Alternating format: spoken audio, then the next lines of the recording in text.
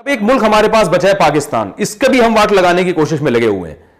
हर आदमी मुल्क के खिलाफ बकवास करता है, हर आदमी मुल्क के खिलाफ बोलता है। कोई ना पुलिस की मान रहा है, ना कोई फौज की मान रहा है, ना कोई हुकूमत की मान रहा है। हर आदमी की अपनी राय है। सोशल मीडिया पे, फेसबुक पे कोई ऑर्डर आता है उसके खिलाफ हर आदमी शुरू कर देता है। हर आदमी खुद वजीर आजम है, हर आदमी एक फौज चीफ ऑफ आर्मी स्टाफ खुद बना हुआ है। हर आदमी अच्छा जो कोई बात आपको करेगा ना मुल्क की, उस पर फॉरेन एजेंसी के फतवे लगना शुरू हो जाते हैं।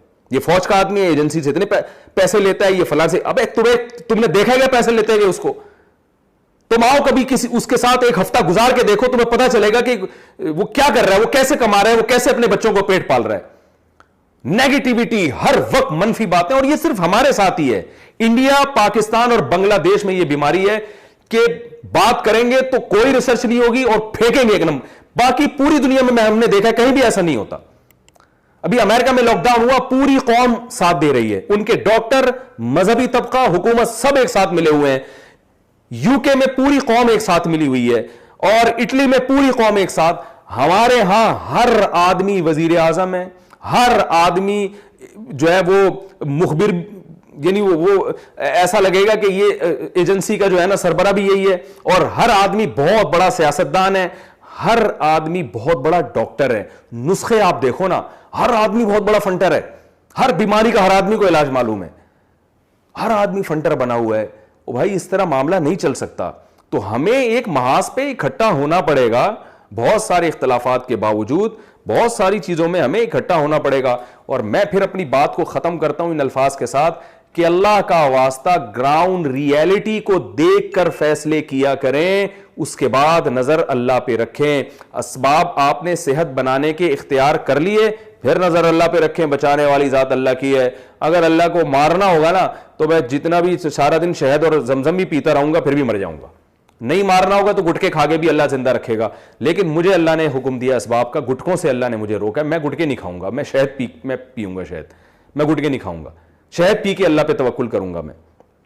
तो इसी तरह याद रखो, इनफरादी मामलात में भी है, जो चीजें इंसान की इनफरादी सतह पे तबाही का जरिया बनती हैं वो है बेएहतियाती। तो बिल्कुल इसी तरह से जब कोई कौम इज्तिमाई सतह पे बेएहतियाती करती है तो इज्तिमाई सतह पे तबाह हो जाती है। खिलाफत उस्मानिया बड़ी प्यारी खिलाफत थी मुसलमानों की, इज्तिमाई सतह पे बेहतियाती हुई। आपको पता है खिलाफत उस्मानिया में जब प्रेस लगना, यूरोप ने जब प्रेस लगाया था तो यूरोप की जो लिटरेचर है पूरी दुनिया में फैल गया। प्रेस से किताब छपती है चंद घंटों में, और मुसलमान खत्तात बैठ के लिख रहे होते थे।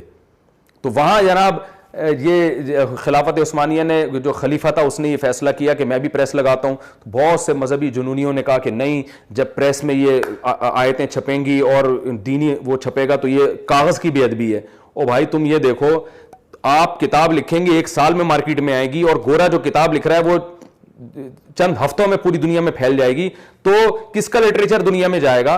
तो वो तो गोरे की बात जाएगी ना दुनिया में, आपकी तो बात दुनिया में सुनेगा ही नहीं कौन। तो जहन साजी गोरे ने कर ली, और जो है ना वो इस पावर को इस्तेमाल करके उसने सहाफत की लाइन से पूरी दुनिया में अपने नजरियात फैला दिए। उसने जंगी बेड़ा आ रहा था खिलाफत उस्मानिया के लिए, और उसको खरीदने से पहले पता नहीं ये मशवरे हो रहे थे कि इस पे खत्म बुखारी का दम होना चाहिए। बैठ के ना पहले ये बहरी बेड़ा जब लगेगा ना हम यानी मुसलमानों के पास आएगा, तुर्की पहुंचेगा, तो इससे पहले जो है ना ये जब तक नहीं पोर्ट पे लगने देंगे जब तक इसमें खत्म बुखारी का खत्म ना हो जाए। गोरा कहां से कहां पहुंच रहा था। ओ भाई, कहां लिखा हुआ है कि ये बुखारी का खत्म जब तक नहीं हो जाता तो उस वक्त तक इसमें बरकत नहीं होगी। भाई, सहाबा किराम ने कौन से खत्म किए थे बैठ के? वो तो असले लेते थे, मैदान जंग में जाके लड़ते थे। जितने असबाब हो सकते, मिनजनीक तो मुसलमानों ने इजाद किए, जो तोप है। आपको पता है कि सुल्तान मोहम्मद फातेह जो था, जिसने कुस्तुनतीनिया को फतह किया था, कुस्तुनतीनिया की जो इस्तांबुल जो आजकल तुर्की का, इसकी दीवार बहुत मोटी है। मैंने तो वहां कुस्तुनतीनिया में जाके, इस्तांबुल में जाके उस दीवार की वीडियो बनाई, आप देख ली, नेट पे पड़ी हुई है। सुल्तान मोहम्मद फातेह सोचता रहा मैं कुस्तुनतीनिया कैसे फतह करूंगा। हाय काश, मुझे तो बड़ा मजा आया था जब मैं तुर्की गया था। काश मुसलमान उसी अपनी आदत पे वापस आ जाएं। सुल्तान मोहम्मद फातेह ने अपने साइंसदानों को कहा कि भाई ऐसी तोप बनाओ जो आज तक मार्केट में ऐसी तोप ना हो। इतनी बड़ी तोप बनाई गई ना कि उससे बड़ी तोप उस वक्त पूरी दुनिया में नहीं थी। उसके लोहे के इतने बड़े बड़े, मैंने वो तोपें भी देखी हैं जाके, इतने बड़े बड़े गोले जाते थे, वो दीवारों में शगाफ पड़ते थे। तो ये हमारे असलाफ थे। सुल्तान मोहम्मद फातेह ने ये तो नहीं किया कि यार बैठ जाओ मखनचुओं की तरह बातें फेंकना शुरू कर दो यहां बैठकर कि यार ये एक्चुअली असल में ये हो ये रहा है कि हमारे अमाल चूंकि बहुत ख़राब हो गए हैं और मुसलमान जो है ना अमाल में कमज़ोर हो गए हैं, तो इस्तंबुल को फ़तह तो करने के लिए अब ये ज़रूरी है कि जो है वो ख़त्म बुखारी कर लेते हैं एक दफ़ा हम बैठ के। 6 दफ़ा कुरान ख़वानी का ख़त्म होकर सब एक दूसरे पे फूंके मारें, और उन फूंकों मारने से ये होगा कि हमारा रोब काफिरों के दिल में बैठ जाएगा और पतली गली से निकल लेंगे। ऐसा नहीं हुआ भाई। सुल्तान मोहम्मद फातेह ने प्लानिंग की है, बहुत सोचा मशवरे की, भाई ये फतह क्यों नहीं हो रहा। नबी ने तो हुक्म दिया कि मेरी उम्मत का वो गुरोह जन्नत में दाखिल होगा जो कुस्तुनतीनिया की लड़ाई में शरीक होगा, तो मैं जन्नत में दाखिल होना चाहता हूं, मैं फतह करना। 700 साल हो गए फतह नहीं हो रहा, क्या वजह है भाई, हमने फतह करना है। असबाब पे गौर किया, मशवरे लिए गए, फिर यह बताया गया भाई जब तक हम पिछले रास्ते से पीछे से हमला नहीं करते इन पर घुस के, उस वक्त तक ये फतह नहीं हो सकता। और वो रास्ता ऐसा है उसमें संगलाख चट्टाने हैं, यानी ऐसी खुरदुरी जमीन है कि उस पर चलना मुमकिन नहीं है, तो उस पर और फिर पीछे पानी है तो वहां तक किश्तियां ले जाना मुमकिन नहीं है। सुल्तान मोहम्मद फातेह ने फौरन मशवरा दिया कि भाई ये काम हम करते हैं कि जितने जानवर हैं उनको ज़बह करके उनकी चर्बी पिघलाते हैं और ये पत्थरों पे चर्बी डाल देते हैं रातों रात, और जब चर्बी पत्थरों पे डलेगी तो इस पे हम किश्तियों को, और जो समुद्री किश्तियां की जहाज नुमा किश्तियां थी, उनको हम धक्के दे दे के उस फिसलन से हम पानी में उतार देंगे। अंग्रेज मौर्रिखीन हैरान है यार, ये क्या काम किया उस आदमी ने। रातों रात पूरी आर्मी को जो है ना सुल्तान मोहम्मद फातेह ने खुश्की पे किश्तियां चला के, आप अंदाजा लगाओ, और उसके पास टाइम सिर्फ रात का था। सुबह सादिक से पहले पहले पीछे दरिया में अपनी फौजों को डाल देना था उसने, और रातों रात खबर भी नहीं लगने देनी थी। कई किलोमीटर का फासला है, जानवरों की चर्बियों को पिघला के उस पर बिछाया गया और उन किश्तियों को उस चर्बी के ऊपर रखा गया और उसमें फौजियों को बिठा के धक्के दिए। धक्के कैसे दिए होंगे आप अंदाजा लगाओ। और मौत या जिंदगी है, अगर उनको मुखबरी हो गई तो गए काम से। किस कदर मेहनत की और कैसा दिमाग इस्तेमाल किया है, ये सब दिमाग इस्तेमाल हो रहा है।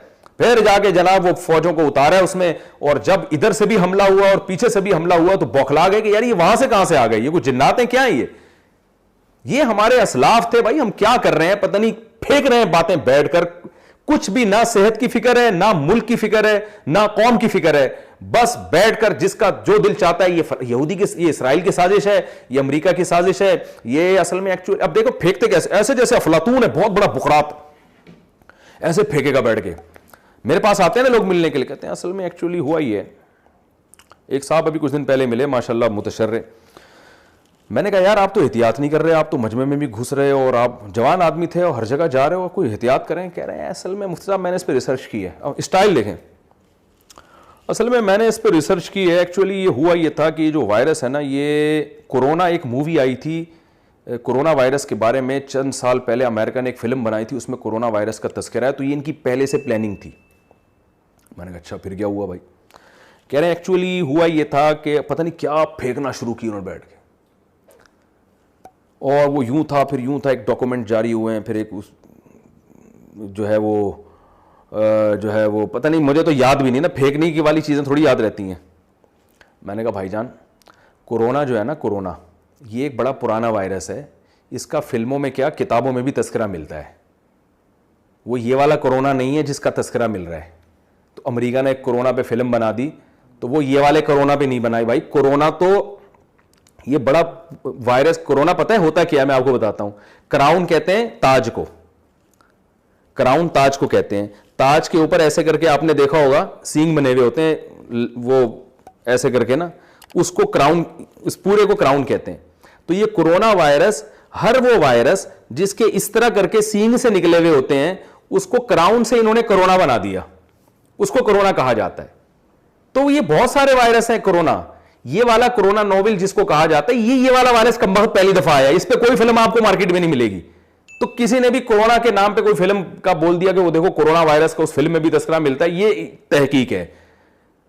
तो जिसको कोरोना के लफ्ज का नहीं पता होता, वो जनाब सिर्फ उसको ये नहीं पता होता कि ये कौन सा कोरोना है। ये तो इसलिए तो मैं कहता हूं भाई, ये डॉक्टरों की वो फिल्म आप किसी डॉक्टर को दिखाओ ना, आप बोलो यार ये डॉक्टर साहब ये तो कोरोना पे फिल्म बनाई हुई है अमेरिका ने पहले, इसका मतलब इन सब वक्तों को सब कुछ पहले से पता था। वो डॉक्टर आपको बताएगा भाई ये वो वाला कोरोना नहीं है, लेकिन ना किसी से जाके पूछेंगे। हर आदमी खुद अफलातून है, बुकरात है, बैठ के वो एक मूवी आई थी और व्हाट्सएप पे उसमें मैंने देखी है, और उसमें हवाला भी ऐसे आंखें भी हिला रहा होगा, जैसे बड़ी जबरदस्त रिसर्च सामने लाया। मैंने एक साहब ने मुझे कहा, एक वीडियो भेजी उन्होंने और मुझे बताया कि ये सब ड्रामा हो रहा है दुनिया में, वायरस के नाम पे सब टोपी ड्रामा है और ये मेरी बड़ी रिसर्च है। मैंने कहा ऐसा है कि दुबई के शेख को मैं भी फ़ोन करता हूँ कि फ़ौरन से पहले एयरपोर्ट खोल दे, क्योंकि अरबों डॉलर का नुकसान हो रहा है इसको। ये जो मशहूर एयरलाइन है ना इनकी, यूएई की, क्या नाम है इसका, क्या मशहूर एयरलाइन है यार, मैं भी बहुत उस पर सफ़र किया मैंने, एमिरेट्स एयरलाइन। मैंने कहा ये करोड़ों रुपए का इनको नुकसान हो रहा है, तो मैं अभी फ़ौरन दुबई के शेख को फ़ोन करता हूँ कि अंडा मोड़ पे एक साहब हैं, वो उनकी एक रिसर्च सामने आई है और उन्होंने बताया कि सब टोपी ड्रामा है, साजिश है, तो आप फ़ौरन एमिरेट्स एयरलाइन को हुक्म दें अपना करोड़ों का नुकसान ना करें, फ़ौरन पूरी दुनिया के लिए खोल दें। और मैं व्हाट्सएप के, अगर वो बादशाह मुझसे पूछेगा आपके कहाँ है वो, तो मैं फ़ौरन व्हाट्सएप पे बोलूँ नंबर तो मैं अभी भेज रहा हूँ। तो फिर मैंने कहा मैं इस तरह जितने भी बड़े बड़े ममालिक हैं आपकी रिपोर्ट उनको पेश कर रहा हूँ। तो ये हाल है इन लोगों का भाई। तो सारी दुनिया पागल नहीं हो गई है, अपना नुकसान थोड़ी इंसान करता है, दूसरे का नुकसान करता है ना, अपना थोड़ी कोई नुकसान करता है। तो और फिर दूसरी बात, अगर साजिश है भी तो करना क्या है, करना तो यही है ना, एहतियाती करनी है ना अभी भी। तो इसलिए भाई बात करने से पहले सोचो फिर उसको तोलो।